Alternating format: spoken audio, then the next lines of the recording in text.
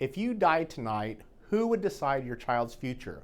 Without proper estate planning, that crucial decision would be left to a stranger in a courtroom. And this isn't an exaggeration, it's the reality many children face when parents die without an estate plan. While you have meticulously researched car seats and preschools, there's a critical gap in your children's safety net. Who will raise them if you can't? And how will they be provided for? No, this is not just another task to add to your overwhelming parent to-do list. It's the single most important protection you can give your children, more crucial than any car seat or college fund. The guardianship question. Don't let the courts decide your children's future. Picture this scenario. Two sets of loving grandparents are fighting in court over your children. One pair of grandparents lives 3 blocks from your kid's school. The other has a bigger house and a better retirement saving. Both think they know what's best. Meanwhile, your children are living in temporary foster care while judges and lawyers debate their future. This isn't a hypothetical. It's a scene that plays out in family courts every single week. And it happens because young parents put off a 30-minute conversation about guardianship. Ask yourself, if something happened to you right now, who would raise your children? An estate plan ensures you choose who becomes guardian of your kids if you can't. Without clear documentation, a judge who doesn't know you or your family will make this crucial decision. I have witnessed countless courtroom battles where grandparents and loved ones fight over who raises children, turning what should be a time of healing into a very difficult legal struggle. The money problem that no one talks about. Here's a startling truth. Without proper planning, even a life insurance payout meant to protect your children could end up causing them problems. Without proper estate planning, an 18-year-old could suddenly inherit hundreds of thousands of dollars with no strings attached and no guidance. Or worse, your spouse might have to petition a court just to access bank account for your children's needs. Estate planning isn't just about who raises your kids, it's about protecting them from financial disasters that well-meaning parents accidentally create. A proper plan ensures your children's guardian has immediate access to funds for daily expenses. Money is released at the right ages and milestones, and not all at once. Education and healthcare needs are covered without court intervention. Assets go to your children instead of being eaten up by taxes and, well, legal fees. 8 ways good parents accidentally leave their children vulnerable. Hypothetical number 1. We'll do it later, until it's too late. Remember the couple who kept putting off their estate plan because they were too young? Their kids spent months in state care while relatives fought over custody. Youth doesn't make you immortal, it makes planning more crucial. Hypothetical number 2, the $99 online will that cost $50,000. Sarah thought she was being smart trying to use a cheap online template. After she died, the court invalidated it over a simple witnessing error. The money Sarah saved on proper planning cost her daughter her college fund. Hypothetical number 3, set it and forget it. Gone wrong. Mike created a will when his daughter was born. 10 years and 2 more kids later, he still hadn't updated it. After his accident, his outdated plan left nothing for his younger kids and still listed his ex-wife as the guardian. Hypothetical number 4, the life insurance trap. The Hendersons thought they were clever naming their kids as direct beneficiaries on a $500,000 policy. After John's death, their teenage son couldn't touch the money without court-appointed guardianship proceedings, even for college tuition. The court fees and restrictions lasted until he was 21, exactly when he needed guidance the most, and then he blew it all. Hypothetical number 5, the other parent will handle it all. Maria assumed her ex would automatically get custody of their daughter, but when Maria died, suddenly, her daughter spent weeks in temporary care while her ex fought with Maria's parents in court. A simple guardianship designation could have prevented this trauma for the entire family. Hypothetical number 6, the lost digital legacy. The Rodriguezes had everything planned except their digital assets. After they died, their children lost access to thousands of family photos stored in the cloud, cryptocurrency worth thousands, and a thriving online business that could have supported their education.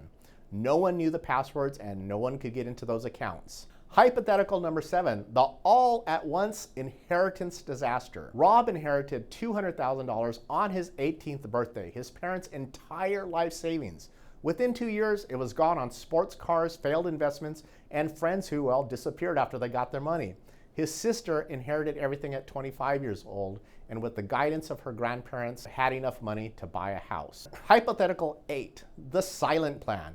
The Wilsons did everything right on paper, but they told no one. After their accident, their children's guardians were traveling abroad for over a year. Their backup guardians had moved across the country. There was nobody available. Their children spent months in foster care while family members scrambled to locate and understand what they wanted.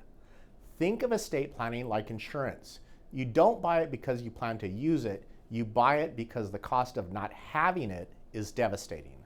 Essential legal tools for young parents. While a last will is important, it's just one piece of the puzzle. Young parents need 4 essential legal documents to fully protect their family. A revocable living trust. Think of a living trust as having your family's private instruction manual for the future.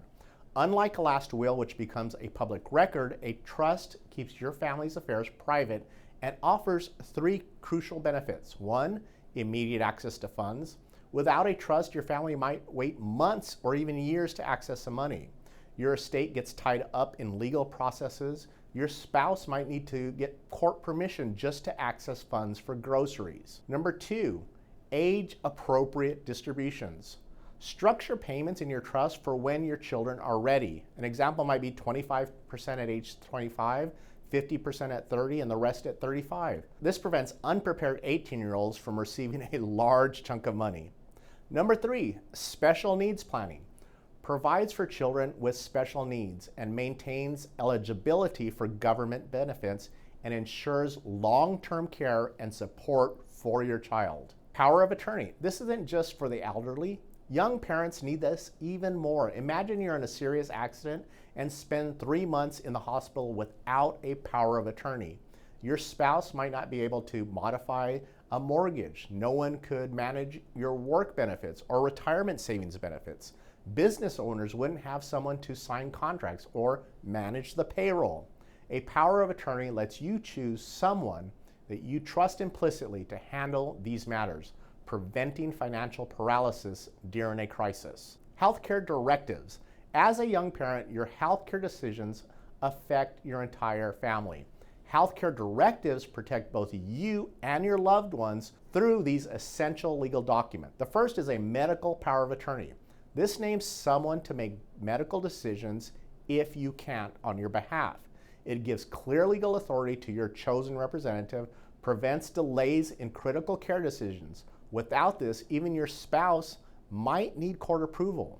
Next is a living will. This specifies your wishes for end-of-life care. It prevents family conflicts during crisis, spares loved ones from guessing your preferences, and provides clear guidance for medical teams on what you want. Critical questions your directives should address. Do you want aggressive treatment at any cost? What are your wishes about life support? Who can approve experimental treatments? What about organ donations? What's your preference there? Having these decisions documented in writing now prevents your family from facing impossible choices during a crisis. Life insurance, beyond just buying a life insurance policy. Life insurance provides crucial financial protection, but it must work hand in hand with your estate plan. Here's how to get it right. Calculate your true coverage needs. The old 10 times your salary rule often falls short. Consider lost income until your children reach adulthood, full mortgage payout, full college expenses for each child, child care costs, especially crucial for stay-at-home parents, final expenses, and potential medical bills. Set up proper beneficiary designations structured correctly. Common mistakes here is never name a minor child as a direct beneficiary. Don't name individuals without clear instructions.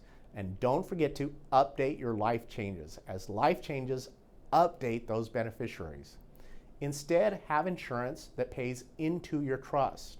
Let your trustee manage the money according to your wishes and this ensures immediate access to your children's guardian for their care. Choose the right type of policy. For most young families, term insurance offers maximum coverage at minimum cost. And I should say here, I'm not an insurance agent, and to get this right, you need to talk to an insurance agent first before you make these decisions. 20 to 30-year terms cover the critical child raising years. So you might also consider multiple policies with different term lengths. Special situations requiring more permanent insurance. Children with special needs, estate tax planning needs, business succession planning needs. These 4 tools that I just talked about work together as a complete safety net, creating an umbrella of protection over your children. Think of your estate plan like a car's safety system. The airbags are the trust, the seat belts your power of attorney, anti-lock brakes are your healthcare directives. All of this and insurance play a crucial role. You wouldn't want to drive without any of them. Keeping your plan updated. Your estate plan should grow and change with your family. Review and update it when you have another child, you buy a new home, your financial situation changes significantly, the circumstances of your chosen guardian change. So what should you do? The best gift you can give your children isn't the latest toy or a college savings account. It's the certainty that they'll be protected and cared for no matter what tomorrow brings. Every day without an estate plan is a day your children's future is left for chance and at risk. Protect your family this week with these 4 simple steps. First, schedule a consultation with an estate planning attorney. Meet with 2 or 3, find one you're comfortable with. Have an honest conversation with your children's guardians. Make a list of your assets, including your digital assets. Review your life insurance coverage. Very important. You already make countless decisions every day to protect your children, from researching the best and safest car seat to choosing the best schools. Creating an estate plan is just as essential as any of these parenting decisions. Don't wait until it's too late to give your family this fundamental protection. Your children are depending on you to plan ahead, even if they don't know it yet. I know I've thrown a lot at you today, so that's why we've prepared our free guide on estate planning. I'll put a link to it in the description below and in the comment section below that, so that you can download it and get started in the right direction. And to help you out even more, watch this video up here and this video up here. If you enjoyed this video, then guys, please smash that subscribe button and click on the like button. And also click on that little bell so you'll get notified every time we post a new video. Have a great day and an awesome week. And as always, thanks for watching.